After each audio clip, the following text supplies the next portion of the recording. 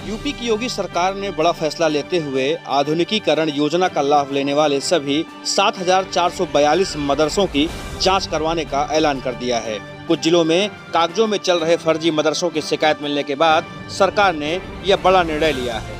केंद्र सरकार द्वारा देश के मदरसों के लिए खास योजना चलाई जा रही है, जिसे आधुनिकीकरण योजना कहा जा रहा है। मदरसा आधुनिकीकरण योजना के तहत मुस्लिम बच्चों को आधुनिक शिक्षा देने पर जोर दिया जाता है। इसके लिए प्रत्येक मदरसे में 3 अतिरिक्त शिक्षक भी रखे जाते हैं। उसमें स्नातक शिक्षकों को 6,000, स्नातक शिक्षकों को 12,000 रुपए दिए जाते हैं। Bureau report, UP news.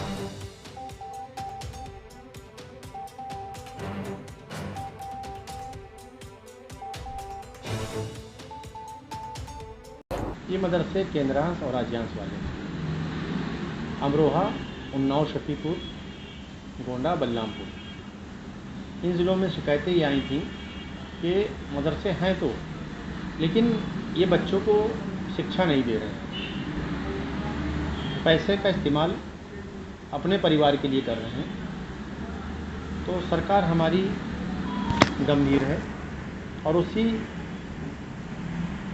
गंभीरता को, उस विषय को लेते हुए हमारी सरकार ने कार्रवाई करी है और जो लोगों ने पैसा लिया है उनके खिलाफ कार्रवाई होगी।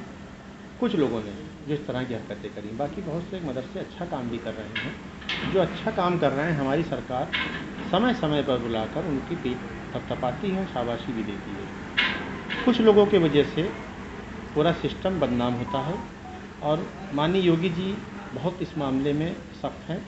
जो लोग भी ये गड़बड़ी कर रहे हैं उनके खिलाफ कार्रवाई एक नज़ीर बनेगी।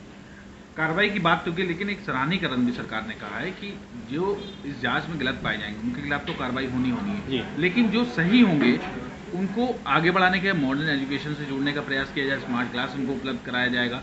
इसको आप कैसे देखें? नहीं, बिल्कुल बहुत अच्छा माननीय मुख्यमंत्री प्रधानमंत्री जी का प्रयास है। उसी प्रयास से हर साल 12.5% बजट बढ़ाया जाता है मदरसों के लिए और लगातार बढ़ रहा है। जहाँ पे जो भी चीज़ चाहिए होती है, कंप्यूटर चाहिए हो, लैपटॉप चाहिए हो, स्मार्टफोन चाहिए हो, तो वो हमारी सरकार उनको उपलब्ध कराती है।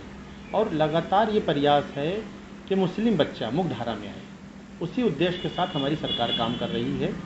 और हर बच्चा जो उसका शिक्षा का अधिकार है वो उसको मिलेगा, उसी के तहत हमारी गवर्नमेंट काम। 558 मदरसे बेसिक शिक्षा की तरफ पे चल रहे हैं, बेसिक शिक्षा की तरफ पे चल रहे, बता देना आपको बहुत ज़रूरी है।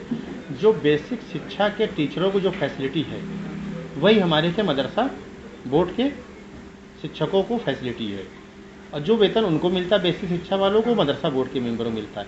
52 मदरसे हमारे पास जो बालिकाओं के लिए चलाए जा रहे हैं, 52 मदरसे। शिक्षा बच्चों के साथ साथ बच्चों को भी शिक्षा बराबर मिल रही है, उनको भी शिक्षा दी जा रही है। 52 मदरसियों बता देना आपको बहुत ज़रूरी है कि बालिकाओं की शिक्षा के लिए उनके लिए बजट दिया जा रहा है।